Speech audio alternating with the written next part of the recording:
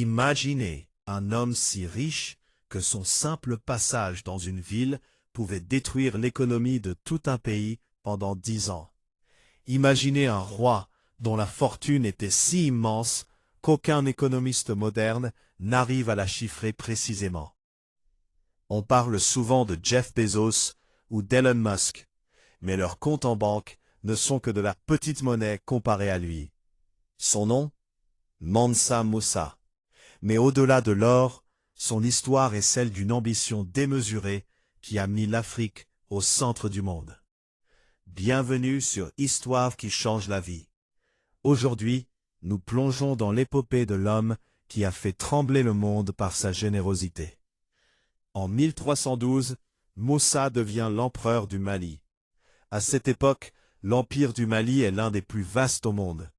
Il s'étend sur ce qui est aujourd'hui le Sénégal, la Gambie, la Guinée, le Niger, le Nigeria, le Tchad, la Mauritanie et bien sûr le Mali. Pourquoi était-il si riche? Le Mali détenait alors la moitié des réserves d'or du monde entier. Chaque pièce d'or qui circulait en Europe ou en Asie passait probablement par les mains de l'administration de Moussa. Mais Moussa n'était pas juste un héritier chanceux. C'était un stratège. Il a sécurisé les routes commerciales du sel et de l'or, transformant son empire en un carrefour incontournable entre l'Afrique subsaharienne et la Méditerranée. En 1324, fervent musulman, Moussa décide d'accomplir son pèlerinage à la Mecque. Mais il ne part pas seul. Ce voyage va devenir l'un des événements les plus marquants du Moyen Âge. Il part avec une caravane de 60 000 hommes. Parmi eux, 12 000 esclaves vêtus de soie persane. Devant lui, 500 héros portent des cannes d'or massif. Et surtout, il emmène avec lui 80 chameaux, portant chacun 136 kilos d'or pur. Arrivé au Caire, en Égypte, Musa fait preuve d'une générosité sans précédent. Il distribue de l'or à chaque pauvre qu'il croise, achète des souvenirs à des prix exorbitants et finance des mosquées. Le problème? Il a donné tellement d'or qu'il a provoqué une inflation galopante.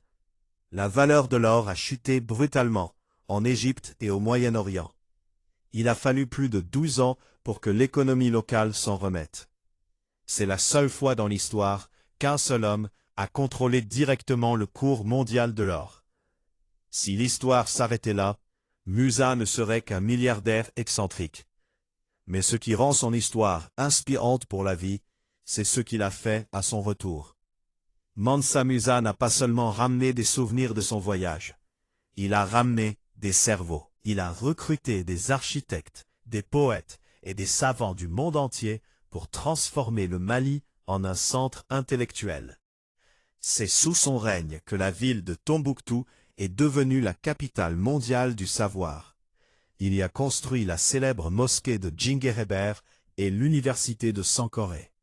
À une époque où l'Europe sombrait dans l'obscurantisme, l'Afrique brillait par sa science, sa médecine et son astronomie. Musa a compris une chose essentielle. L'or s'épuise, mais la connaissance est une richesse éternelle. Alors, que pouvons-nous apprendre de Mansa Musa aujourd'hui? Premièrement, que la véritable puissance n'est pas ce que l'on possède, mais ce que l'on construit pour les autres. Moussa est resté dans l'histoire, non pas parce qu'il était riche, mais parce qu'il a investi sa richesse dans l'éducation et la culture. Deuxièmement, il nous rappelle que l'histoire est souvent plus vaste et plus riche que ce qu'on nous apprend dans les livres classiques. Si cette histoire vous a inspiré, n'oubliez pas de vous abonner à Histoire qui change la vie. Quel autre grand personnage aimeriez-vous découvrir? Dites-le nous en commentaire. Souvenez-vous, votre héritage ne dépend pas de ce que vous accumulez, mais de ce que vous transmettez. À la prochaine, pour une nouvelle histoire qui, je l'espère, changera votre vision du monde.